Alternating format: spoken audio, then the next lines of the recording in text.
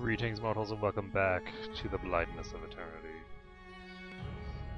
When last we left off, we had just taken a nap. No, we hadn't just taken a nap. What had we just done? Oh, right, we had just finished up Adair's quest, which resolved on a strangely unsatisfactory note, with us finding this little thing. Eh? But I'm not sure. Here, I'm going to talk to him. Give me the note number 1.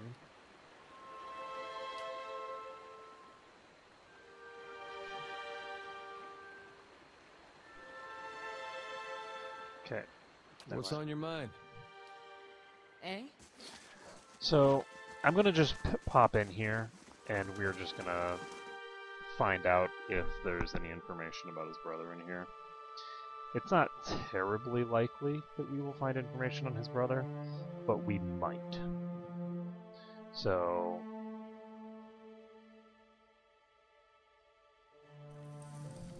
I'll take a look. So we'll just walk in here.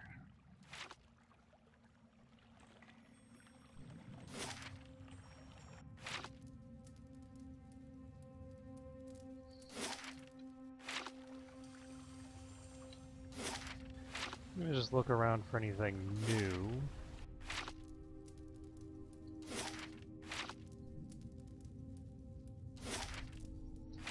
I don't see anything that looks promising right now.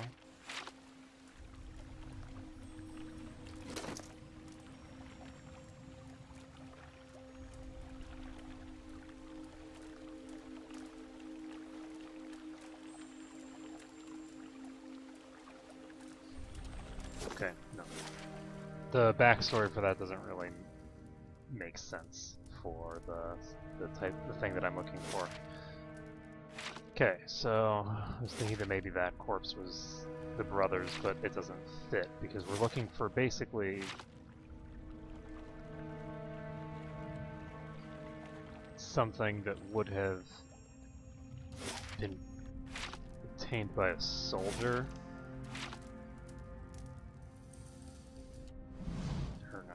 That's something that would be carried by a soldier to here. I'm on the trail.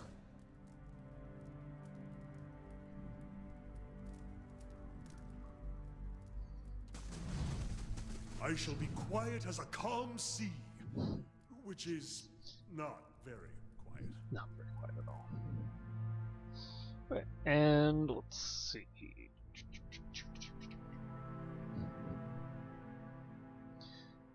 After this, I think I'm actually going to head back to my lair.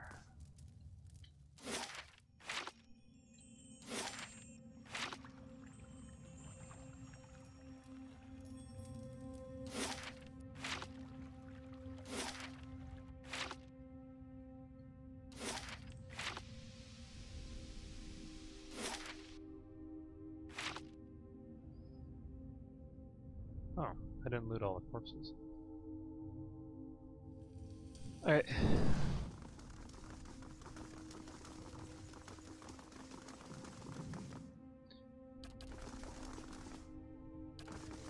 I don't see any plausible locations thus far, so we're gonna go upstairs. And, then if we don't find anything there, we'll just head back out.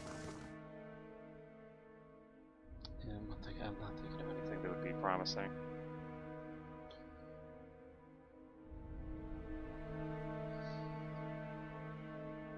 I do like how different creatures seem to have different detection radiuses.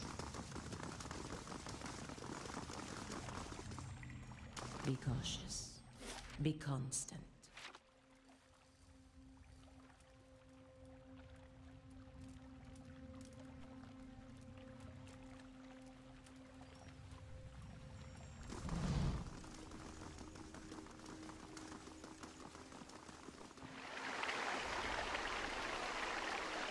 Okay.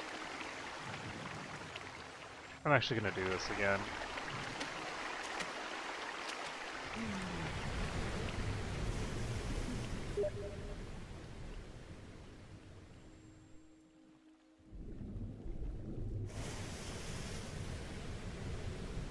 Okay. Eh? So we're back over here, which is substantially closer to the entrance. And we can head out.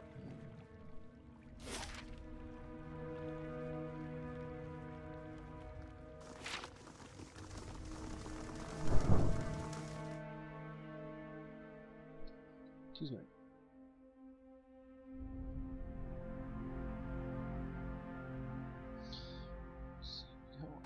That took 6 minutes. I think I'll let this go a little long since the first 6 minutes were spent doing basically nothing. I'm just going to reset this. Okay, so let's see here.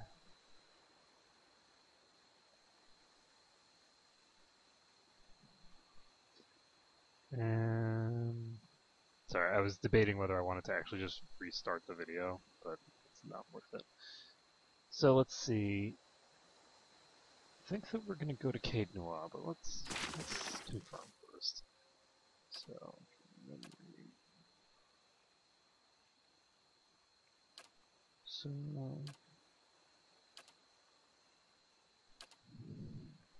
yeah, so we're going to go back to Caed Nua. We're going to talk to Durance. We're going to ask him some questions. Then after we ask him some questions, we are going to do some other stuff.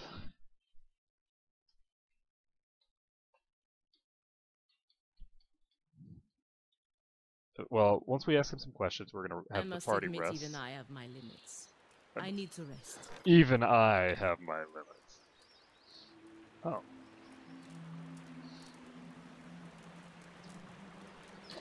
So let's see. Did you finish this? Yes.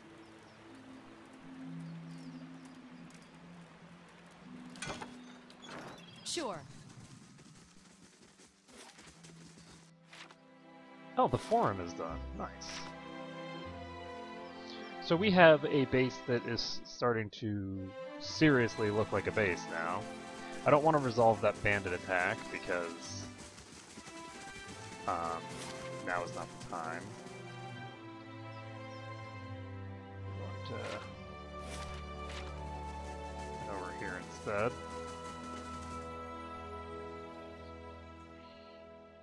Head into the building. Do we have anything?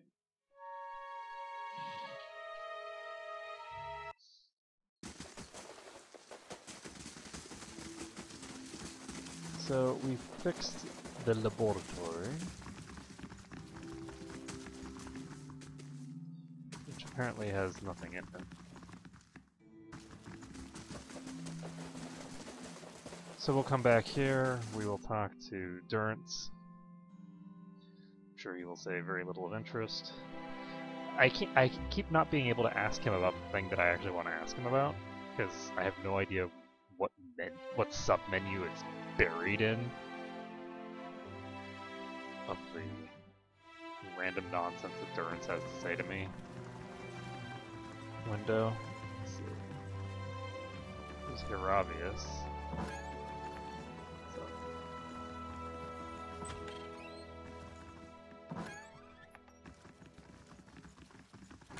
Durance without there. Have to open every door in the dang place, but we found him. Okay. If doubts and curiosity plague you, Oh. you're skinning your knuckles on the wrong door. There we go. I can now talk to him about it. It was not an available option before. I have no idea why. So we'll just go with number 1. Tell me what you saw. It is the light of the Godhammer you saw. It was a weapon of Dyrwood's people, a symbol of their independence. It saved the Dyrwood. Okay. The cost of troubling me seems to worry you little. Huh. I suspect the... So apparently that didn't really lead to anything except talking about the Godhammer, which I've already talked to him about, so... Can I go to number 5? Keep forgetting your feet are new to the Deerwood, the Saints' Wasn't War. a war.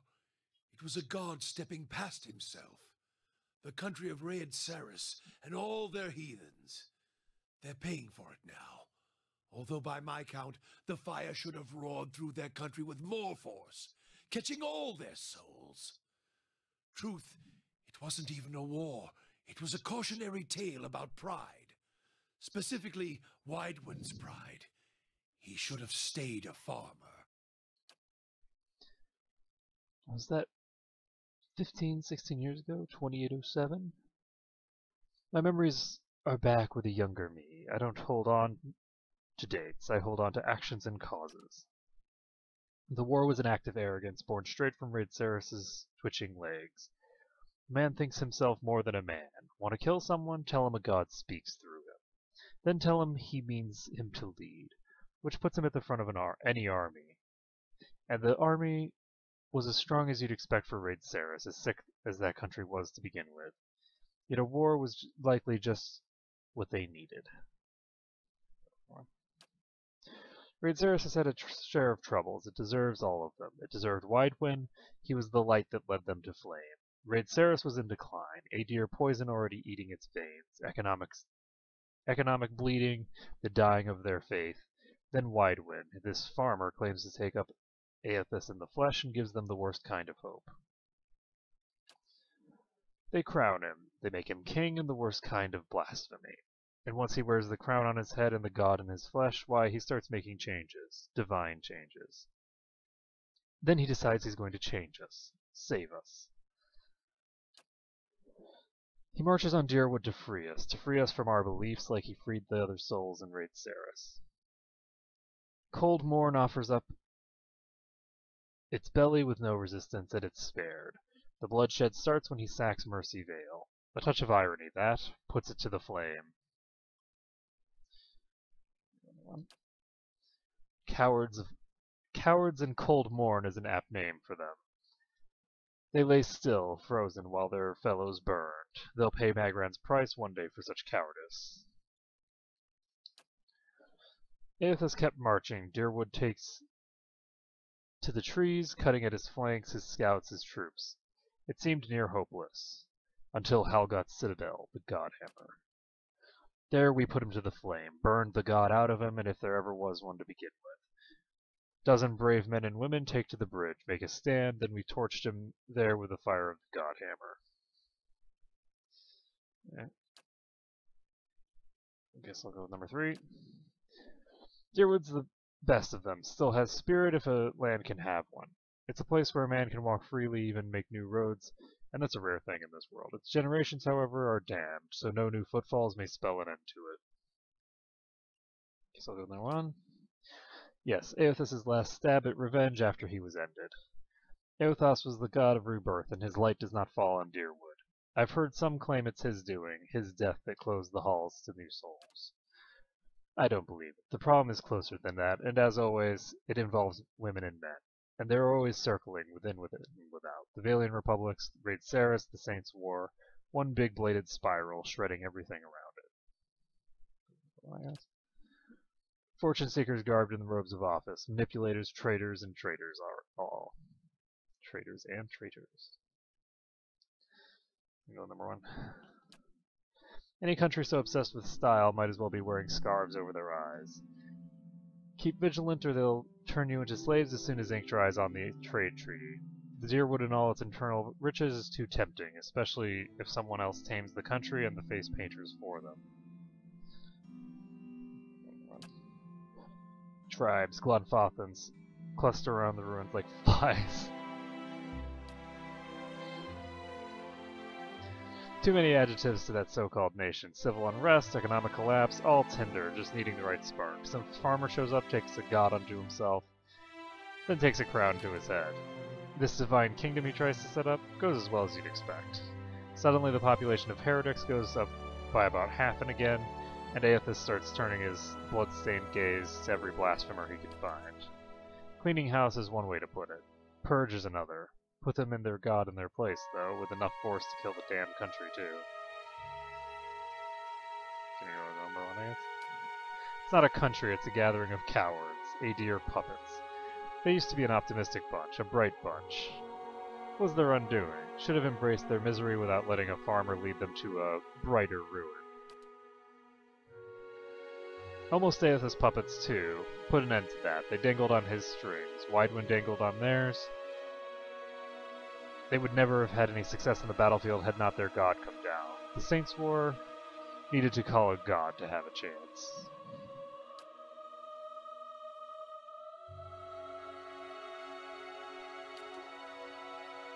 Alright. Yeah.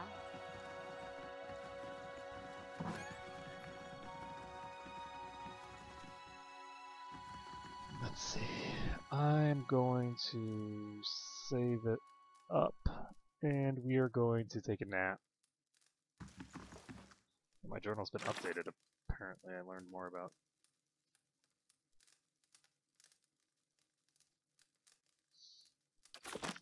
Alright. So, whoa, that's a lot of bonuses that I can potentially have. The unfortunate thing here is that the bonuses that I can get here are mutually exclusive. So, it would be really nice if I had the ability to gain all of the bonuses at once. Oh. You find yourself back in the space inside Grieving Mother's mind. It is familiar this time, and even though you feel you've seen countless birds from this vantage point, something fills you with unease. The sky has darkened and the mist has risen from the forest to hem you in. You are trapped. You hear something. The sound is strange, dissonant, like warping metal. You grit your teeth against the noise, and yet as it rises, the eerie melody drives the numbness from your limbs and clears the space in the mist. Let's focus on the chimes. The noise resolves into a dull tone. As it resounds through your bones, you see that your hands are in motion. And once again you are drawing forth life, something warm and fragile struggling into the world. This feels familiar. A moment you have lived and dreamed 1,000 times before, and yet something ominous gnaws at your edges.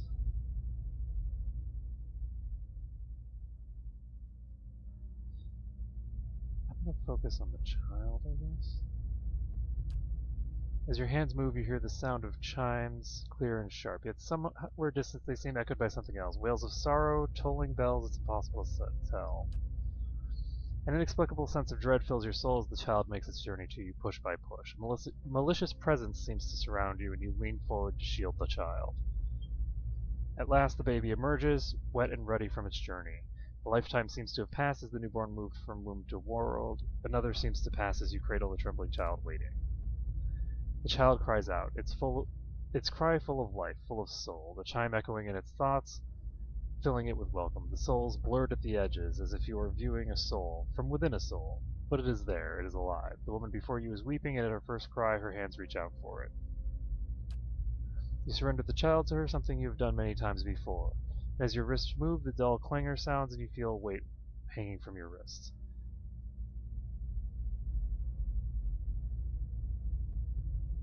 Wait, what? Okay, so you look down and see bones, tiny and malformed, hanging from a string about your wrist. They're heavier than they should be, and they clank together. They make noise like funeral bells. The mother is too intent upon her newborn to pay you any heed, and so you hide your wrist behind your back. She need never know, can't ever know.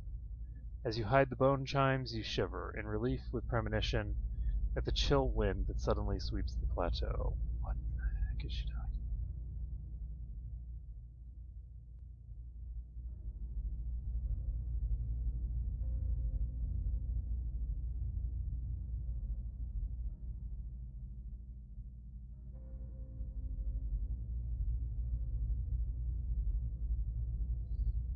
So what is this?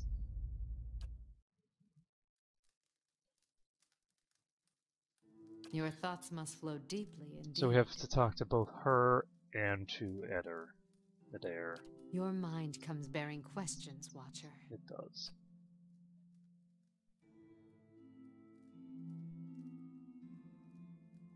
I'm gonna go with number 2.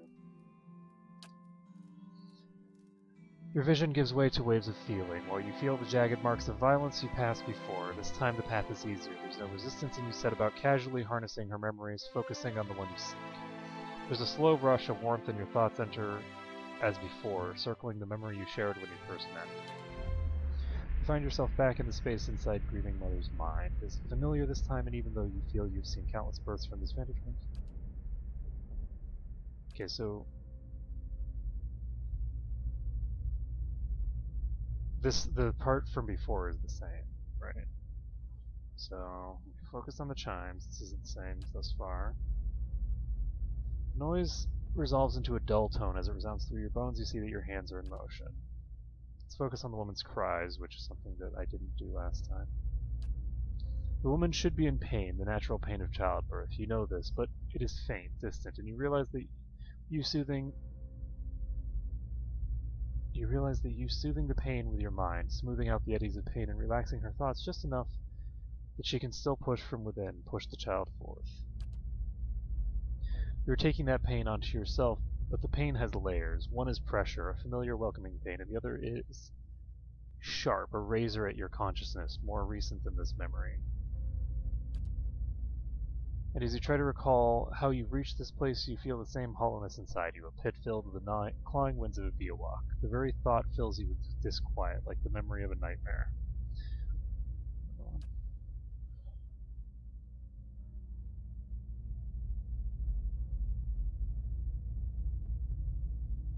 So, this is all the same thus far.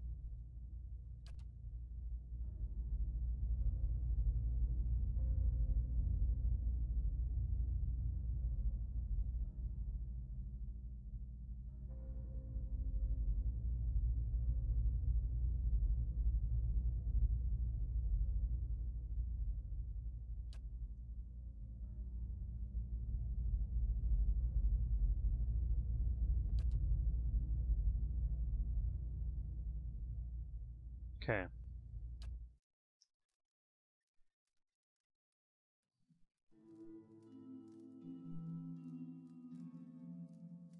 That's weird that I thought that I just specifically asked her about this, but okay. So I'm gonna go with number 1, I guess. Mixture of curiosity and fear wells up within her. Wells up between you. She raises her left hand, the chiming at her wrist, quelling the rise within her. She is frightened, but curiosity anchors her. What did you see in my memories? I would hear you speak of them. Okay, never mind. I'm gonna go with number 5. She extends her hand, the small chimes on her wrist sound at the motion, just as they sounded in her memories. The chimes are finely crafted of white adra. They are wrapped around the grieving mother's wrists with tiny woven braids of hair of different colors from white to black, brown to blonde. You feel as if you're noticing them for the first time. I'm gonna go with number 6. There was no child to carry it. And suddenly there is a rasping cry across your consciousness, and you see her flinch visibly as if struck. She raises her hands, and you see the chimes drape from them, yet they make no sound as she moves. I'm gonna go with number 1. And carry the weight of 100 deaths. I know, Watcher. The Hollowborn. The same chill you felt before is stronger now, as if it's welling up around your feet to your ankles. You feel a sudden urge to draw away, as if from an unpleasant memory. The Hollowborn have a future. They can be saved, and the tells spoke of such.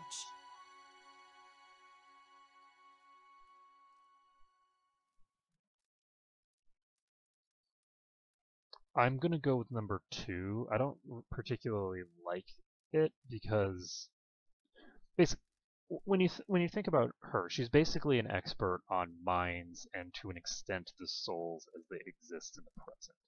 And what we saw there was probably her doing the birthing for a Hollowborn. And what she saw was basically a soul wrapped inside another soul. So that would imply that basically the soul was trapped, right? So if you release the soul, it fixes the Hollowborn. So obviously the fact that we've killed so many of the older ones is whoops, but we'll see. So, oh, actually no, those are the ones that had another soul fused into them. So those are not. those are not the same. So let's see. I'm gonna go with number 2. They can be saved. They must be saved. You have seen the beauty in childbirth. What good came into the world there on the plateau. You helped me recall it. It is a memory we shared. It is the truth. I'm gonna go with number 1. It is not what I hid, but what she saw. She couldn't know.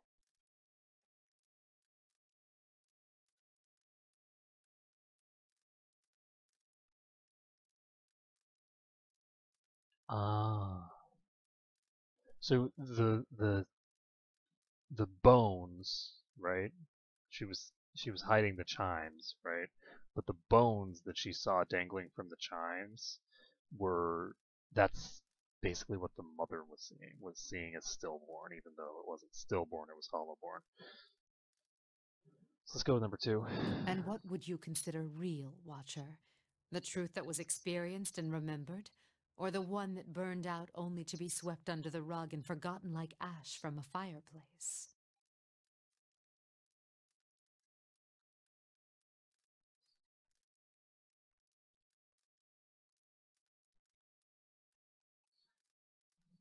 I'm gonna go with number 2. What happened does matter.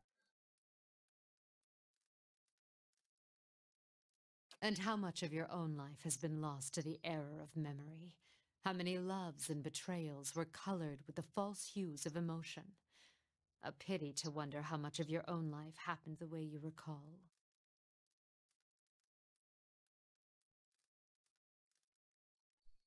Let's see. Let's go with number 1, I guess. Gonna go with number 4. The birthing bell. It is where I could draw new souls into the world. I recall some of the memory of it through what you have seen, but not all. I'm gonna go with number 3. The birthing bell lies deep in the great forest of Deerwood at the borders of Glodfoppan lands surrounding it. Barely a town, not one you would find on any map, but it held an important place for those there, even if we were far from the beaten track. Small families tied like a knot joined at the wrists in mind and thought. All were welcomed, all had a purpose. Gonna go with number 2. The curse.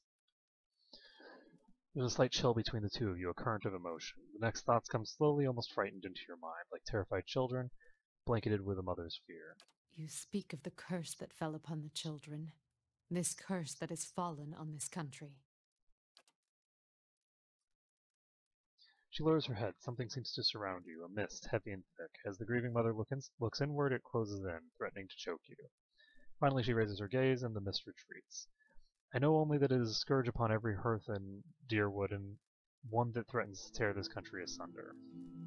Do we have anything else to talk about? No. So let's go look at our journal.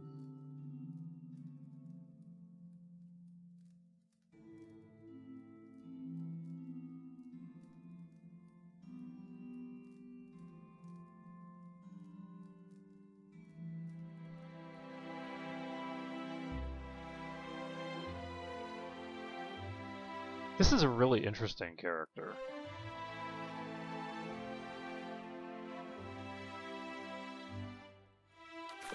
I'd be very curious to find out whether,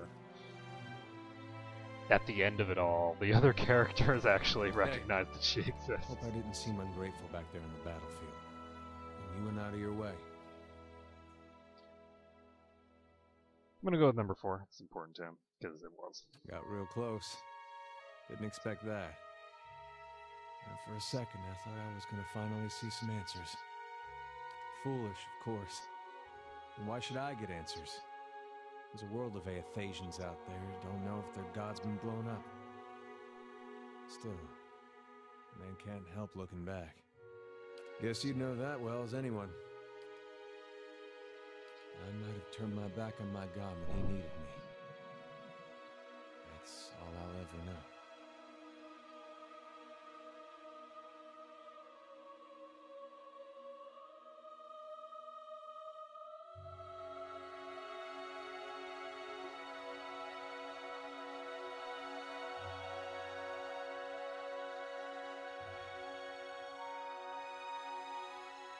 I'm gonna go with number 2. His actions didn't seem righteous enough for a god. That's why me and Woden had Widewind figured for a pretender. It didn't occur to me that my god might actually mean to do harm to his own. Something to think about, I guess. Eh? Never trust a deity. They always have an agenda. Got it. Okay, so let's check my journal.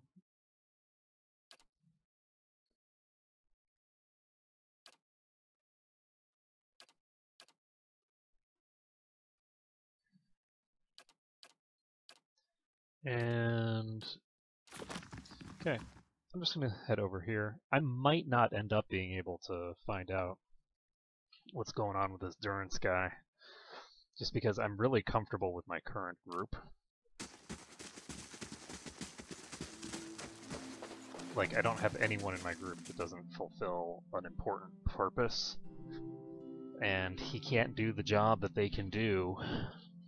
So I don't know. Like, even Pallegina, Yeah. who for the longest time was, you know, she was fine, but she was just a generic melee. She now has the ability to give a really huge deflection bonus to Adair, and that kind of a bonus is just amazing. So, getting rid of that would be silly. So we're gonna go ahead and pop over here. There's a general goods merchant here. Welcome. It's a new blade, maybe an axe, and plenty to fancy any mode of action. Okay, so let's take a look at our stash.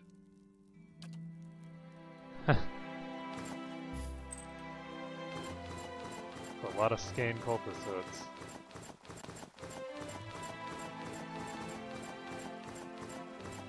Let's make sure that we have 6 of these.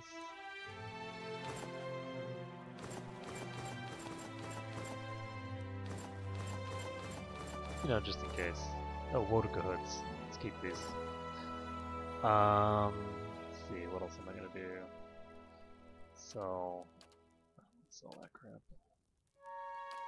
Just in case. And we can sell some of this stuff.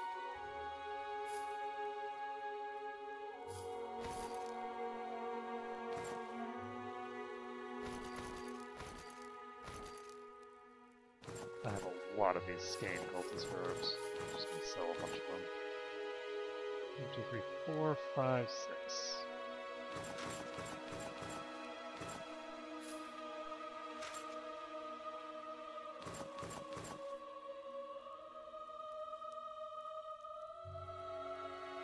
Ooh. Half the effect, basically half damage from poison and disease, which is pretty impressive. They will tick half as frequently. Jeez, the amount of money that I'm making. Just accumulating so much money. I don't want to go from page 1 to page 3. Why not go to page 2? Currently when I scroll down, it instantly jumps from page 1 to page 3. So I'm going to sell these. No reason to have a bunch of pistols.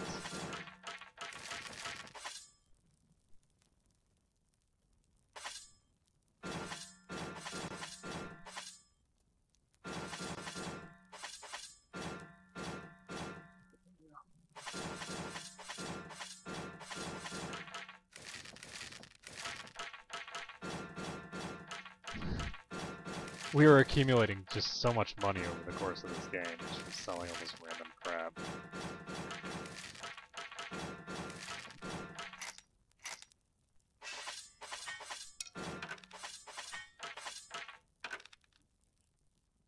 Let's trade this over. There we go. Yeah. I'm not really that comfortable with this merchant standing right next to my treasury. So, we get Adness Wirt, Blood Moss, to Burned Lady. Let's see if we have any of the brains that we're looking for, Beetle. Don't see anything new here. And nothing new here either. Yeah? Okay. We're gonna save this. Got it. And let's take a look at our inventory. We have 73,000. Not gold, but what are they? Copper? Not too shabby. And we have another 30 minutes left. So what we can do is we can head down into the next level of the dungeon and see what's there.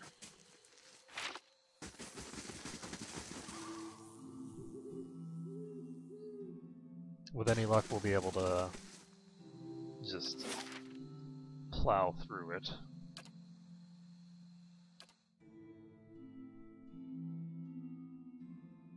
Yeah, we're all the way to level 8. Now, down here, there are some traps and things of that nature that we were not able to disarm. So we're going to have to see if we can get them now. I really hope so, because it's getting kind of ridiculous. Quickly and quietly. Oh, there's a thing here that I didn't know. So, send her first. There! Done! Good. So I managed to disarm this trap. There! Done!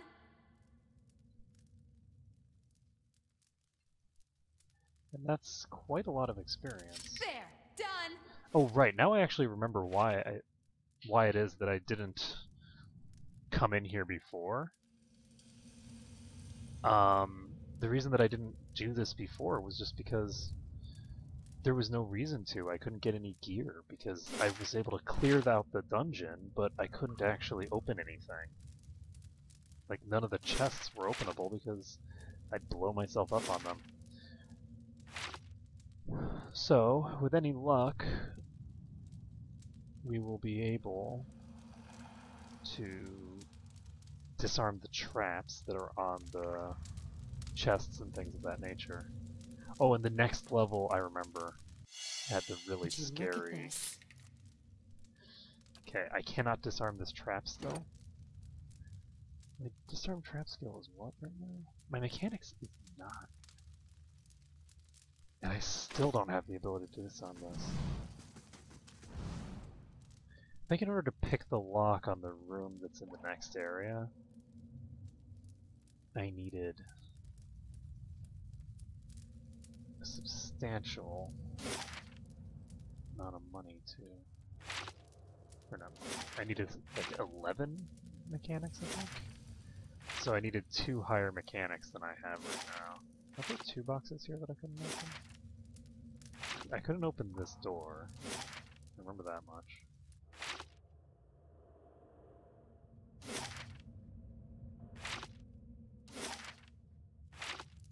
This won't stop me for long.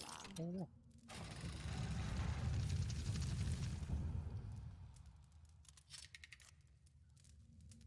so, trap disarmed.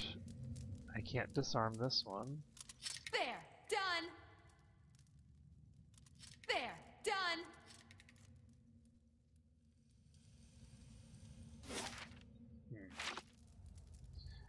So, the question becomes,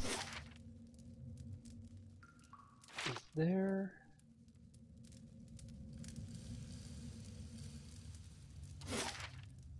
a way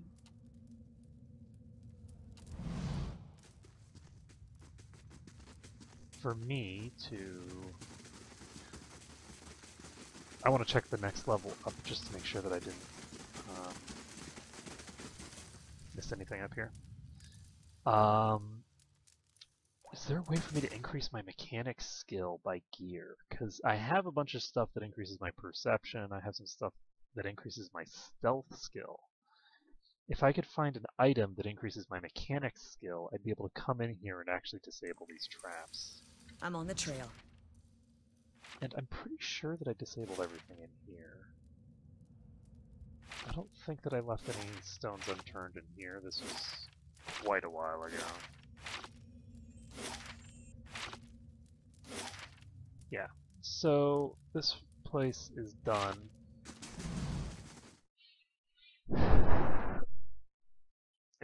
if I try to continue down this place,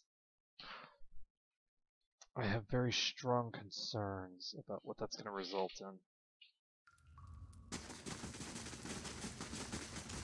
Jesus Christ!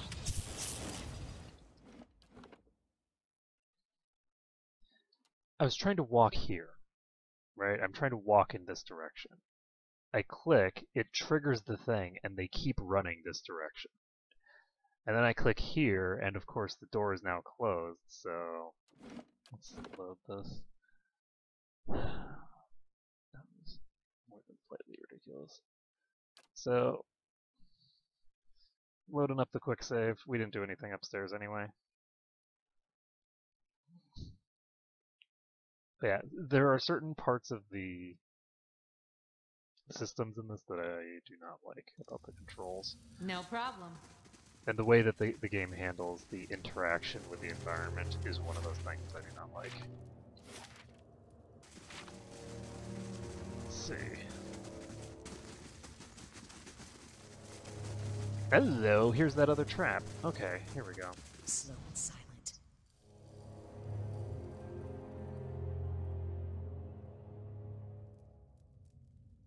So this is the other trap's chest. By the way, this looks really familiar.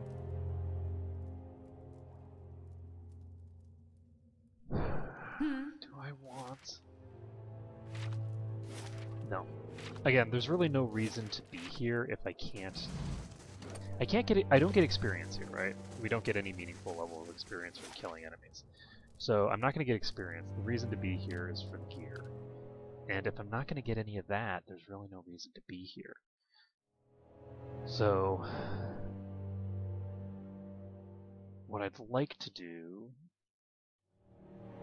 is get an item that increases my mechanics. Unfortunately, I can't do that with enchanting. I could increase... I don't think I can. No, I can increase my base attributes, but that doesn't increase my skills. So, if I can just find something that'll give me +2 mechanics or something, that would be amazing. So we've got a footpad's hood. This gives +1 perception.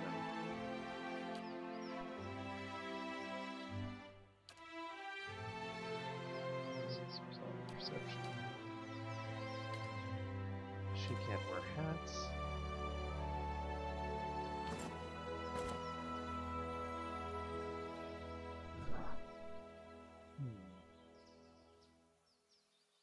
Let's take all these and dump them in our stash.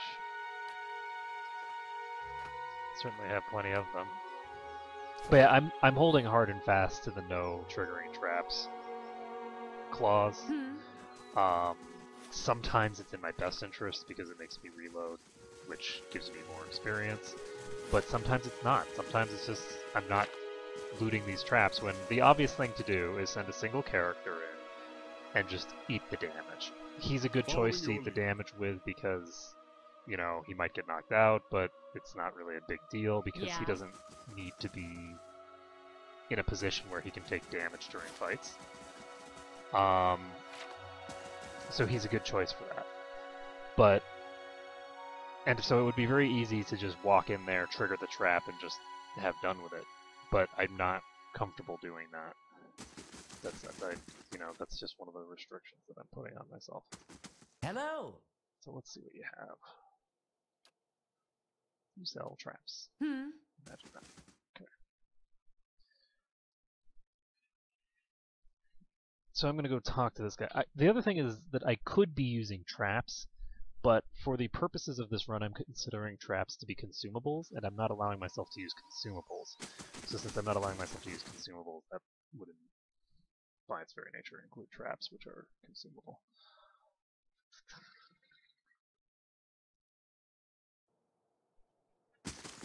How do you do? See, he sells a bunch of fine stuff. He doesn't sell anything Eh? that has anything particularly interesting about it. I am going to resolve this bandit deal. Let's see.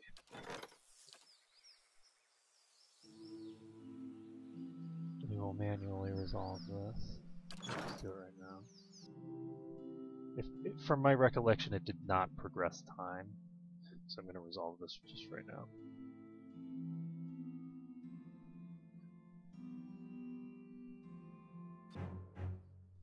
Okay, so we have Gold Pact Paladin, Sellsword, Sellsword, Sellsword. I should have had him forward. Let's move them back. And we're going to move them back forward.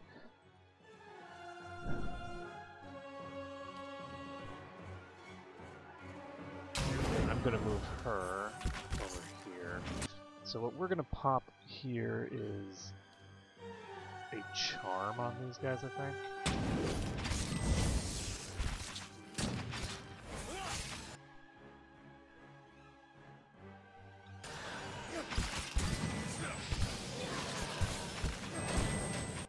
Okay, now let's go ahead and pop this.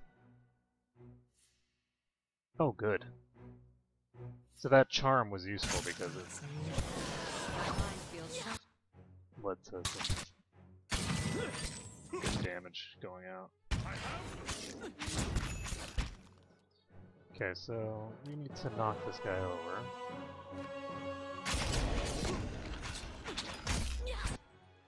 Oh, well, maybe he'll knock me over instead. Oh my goodness. You heard it here, folks. Heard it here first, folks. Ashcore just got Nimrod's head. One second.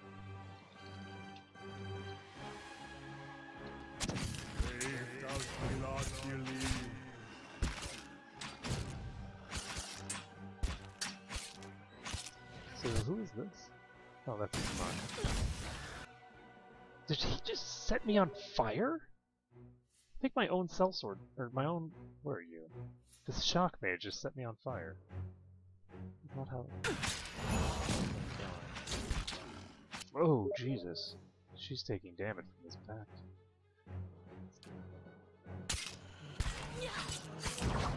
There we go. Ooh, let's get her out of here.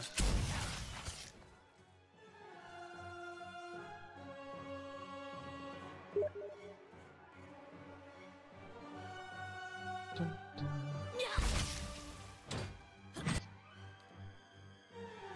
Where are we?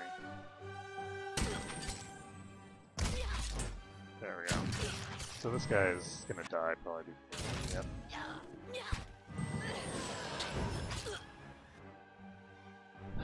It turns out that I have a bunch of people that are not doing anything at all, which is entirely my fault.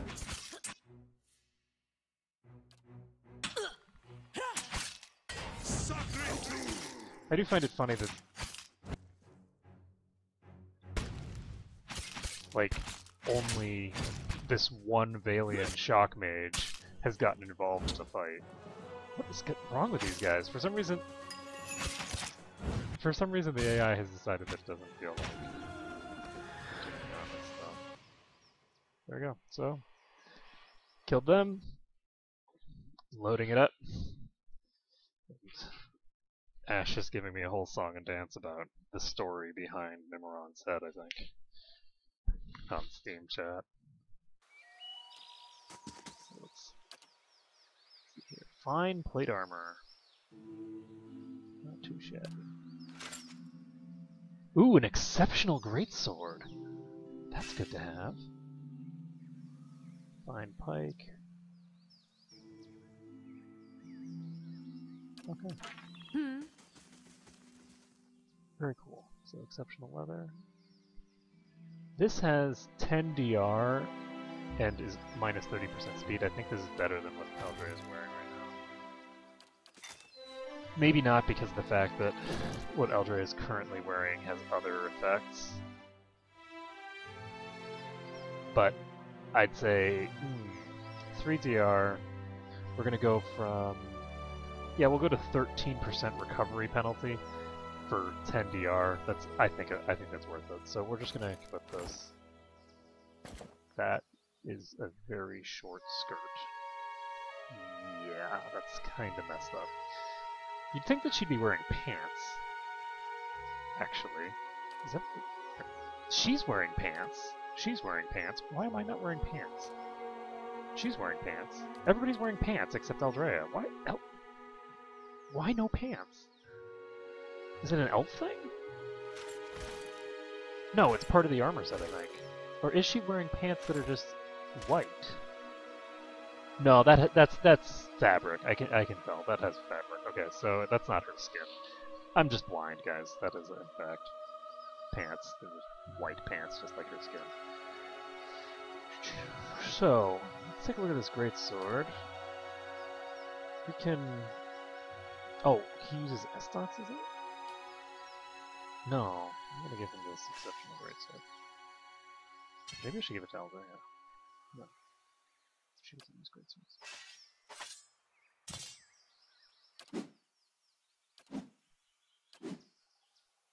So this does 21 to 33. This does 23 to 33, which is not a particularly large difference.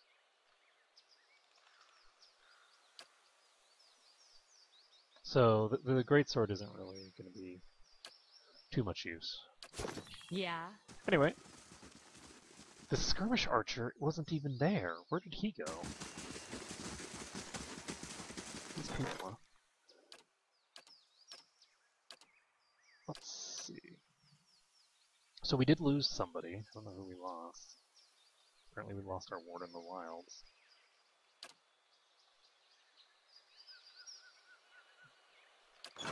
Eh? I'm going to talk to our keep overseer and see what they have to say. But it's very unfortunate that I'm not going to be able to descend deeper into this place without higher mechanics. Fucking word Seedrock. Should have bought more brags. What am I going to do without my green robes? Word of Caed Nua is spreading far and wide. I expect we'll be receiving visitors from every corner of the world soon.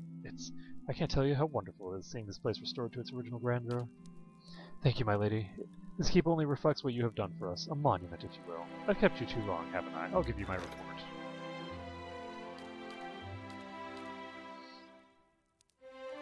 So, completed. So we'll be finished with this in 3 hours. And then we'll basically be done. We have just the chapel left.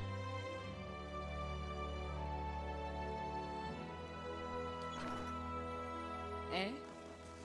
And, I don't know, until I set myself up as a deity, I don't see any reason to have a chapel. I mean, nobody's worshipping Aldrea yet. Operative word, yet. So, since nobody's worshipping her yet, I don't see any real reason to have a chapel.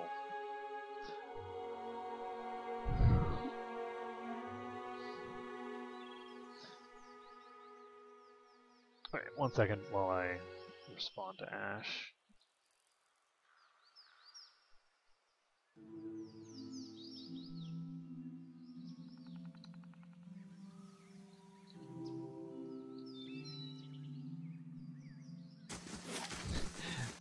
Apparently when he was raiding Ulduar back in the day, he was next in line to get the Mimron mount. But his guild stopped doing Ulduar and moved on to the next content before he ever got it. That's so sad.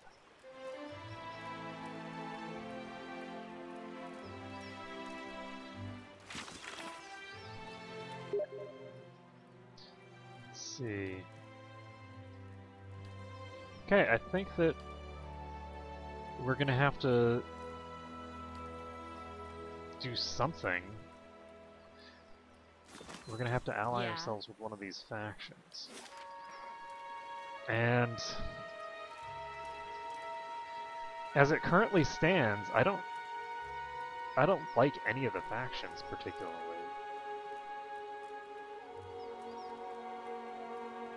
Like, none of these factions seem terribly on the level to me.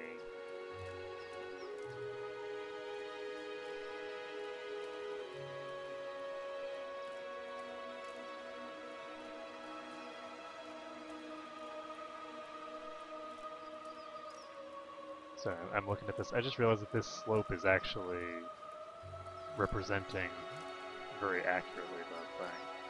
So let's see, because it comes down to the right and then it goes down to the left, and to the left is where it is flooded, and it's flooded on this picture as well.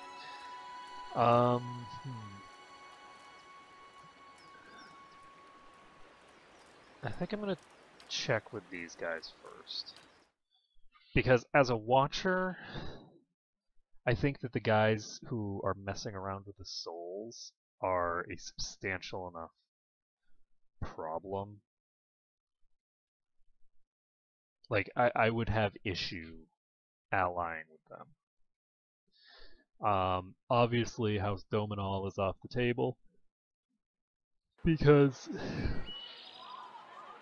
No problem. Azuro has arrived offering to sell you Mabek's Morning Star for some purchase. The paladin Mabek was called to an ancient forest by a vivid dream. In this dream he saw the forest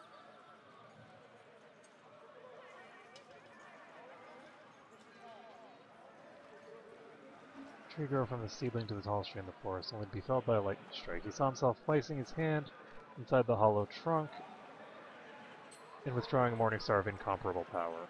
Mabek rode into the forest, following his memory into the dream, only to find the great key tree completely intact. Far from civilization and armed only with his sword, Mabek nevertheless began to hack at the tree trunk. It took weeks, but he was eventually able to fell the tree. Again, however, Mabek was compounded. He found no hollow in the trunk, nor a weapon of any kind. Undaunted, he began to hack at the trunk, all the way to the tree's thick center ring, which he left intact. When he finished, he took the core of the tree and had it fashioned into the shaft of a morning star. He had his own blade, now blunt as a wooden sword, melted down and reforged into the morning star's head. So powerful was Mabek's belief in the truth of his vision that the new weapon, though completely unremarkable in its materials, took on a master's zeal and became great in its own right. So, what's the difference between this and a standard morning star?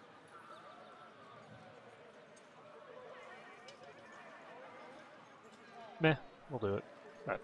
I mean, it's silly, but we have an unlimited quantity of money, so I don't see any reason not to. Whoa, okay, yeah, that's the Rowan guy, I remember him. So we're going to talk to the Dozens, because they are the least objectionable of all the groups. If I recall correctly, I don't recall. No, wait, the Dozens have been doing all sorts of nasty stuff all over the city, so.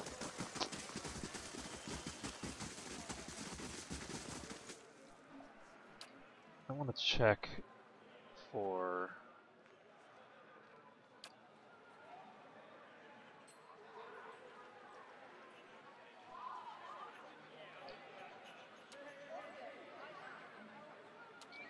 I don't like the idea of purchasing equipment, but I'm willing to make an exception just for plus mechanics gear.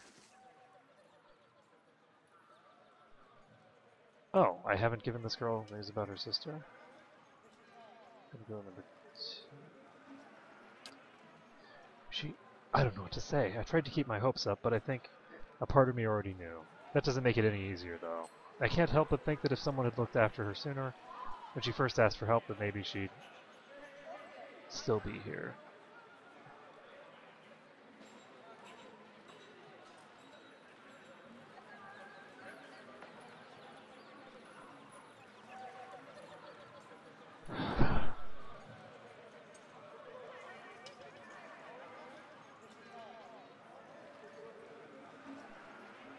This did not take a lot of effort to uncover. Like, this investigation did not take a lot of effort. I am going to go with number 2, because that was extreme negligence. This happened to many people. And, like, this is... I suppose I'll have to make the arrangements. Thanks for finding her. So, show me your ring. And this is not what I need. This is not what I need. Don't need either of those either. So, what is this?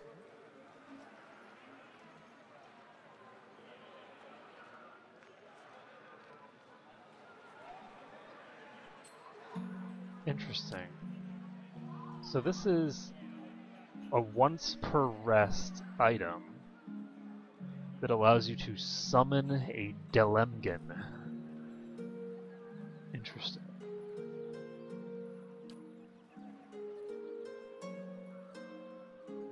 Kinda cool. Let's see if that whole thing influenced... No, that didn't influence our reputation at all. So we have an honest and benevolent reputation right now, predominantly. We do have some less savory reputations lying around that we will hopefully be able to purge, because right now we're looking at a deceptive reputation of 1, which overall isn't really going to be that big a deal. Most people aren't going to pay attention to that when they see how honest I am elsewhere. But it's those kinds of little things that people can latch on to once you become an important figure and lead to a resistance faction cropping up that you don't want.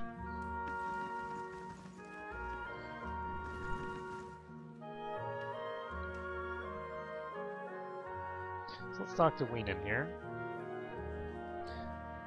Gonna go with number 1.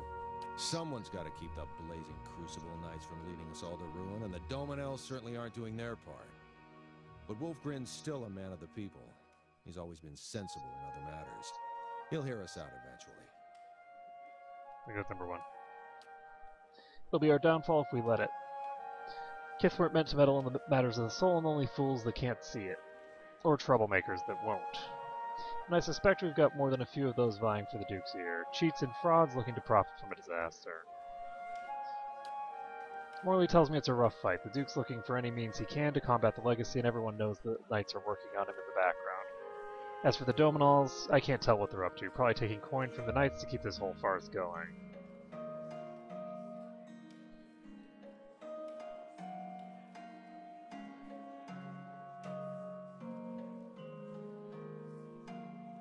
Gonna go with number 4. Son of a bitch. I have no idea how that happened. I was clicking anywhere near there. I have no idea how clicking on this doorway I somehow managed to click on something and steal from somebody. Like maybe I'm blind and I don't actually see my cursor on the screen or have any comprehension of what I'm doing, but I'm pretty sure I'm not a, kleptomaniac in disguise. I don't think that was intentional. I'm pretty sure that I did not click on that thing over there. I'm sure that I clicked on the loot all button, because that just pops up right in your face, and it's just like when you're just clicking around, you just automatically are going to end up clicking on it.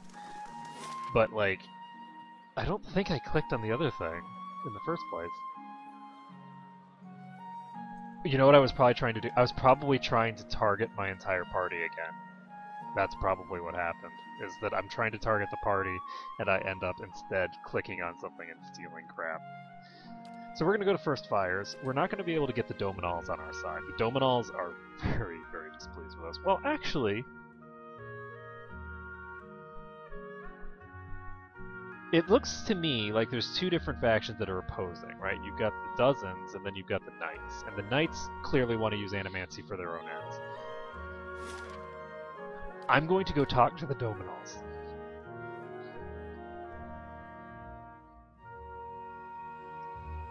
Because I might actually be able to... Remember how I said that the Dominals were not terribly pleased with me? And by not terribly pleased, I mean that they absolutely despise me. Segan, what is it like not to see your children for so long? I imagine it must be difficult. Even in Masuk, I'm on the hunt more than at home. But 5 years... it's been a strain. Then to your good fortune. Ado Vidorio. May you see them all again soon. Oh, is this the house? So we walked right by the house we were looking for. So basically what I'm hoping for is that we can sort of bring things to a head over here, where we can piss off the Dominals enough that they just outright attack me. I don't know if I'll get the chance here, but we can find out. Good day, stranger. I'm gonna go number 1. You'll be wanting to speak to Master Aberkin about that. So, we actually have a reason to talk to someone other than the doorman now. Filled, edged with copper. Okay, we have a... We'll finish this conversation and then we'll go on. Is this where we need to go? Ah, here he is. So, we're gonna save this. And we're gonna talk to Dobrikon. Abercellum. Young man leans against the expensive-looking gal glass cabinet. He holds a jewel-studded goblet in one hand and an ornate pistol in the other. He grins with wine-stained Our lips. doormen seem to think it important that you meet with me. Speak. Go number 1. Balance. The Duke's stuck between ignorant fanatics and power-hungry soldiers, but that's the way of things in Defiance Pay. We're just trying to see that neither group gains undue influence. And it doesn't hurt that there's profit to be made in discord. Go number 1. We don't have one. That doesn't say they're against it, but that doesn't stop them from looting the ruins and selling ruins and contraptions to the sanitarium. The knights say they're for progress, but whose progress are they talking about? They're eyeing purse strings and positions here in Brackenbury. And word has it they've got a few pet animancy projects of their own. You can see why we're content to stay out of it. Gonna go 2.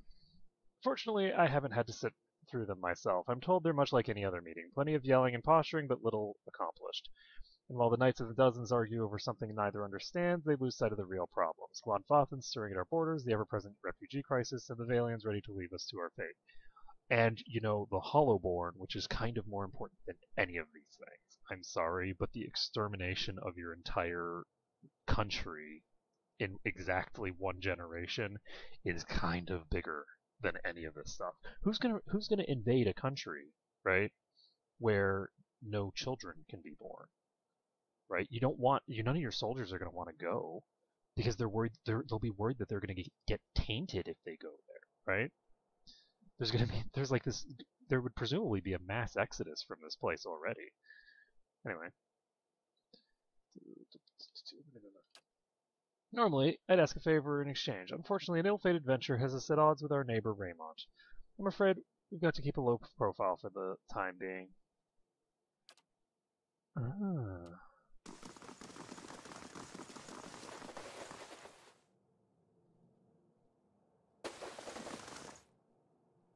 Interesting. So this guy won't give me his favor, but not because he hates me. I was really hoping that these guys would just attack me. You know, when you get on the bad side of the Mafia, you expect them to be more aggressive about it, but... Because they've been sending assassins after everyone and their mother, and think that they just send them after me. So anyway, that is going to be it for today. Thank you everyone for watching, and I'll, I guess, side with the Knights or something next time.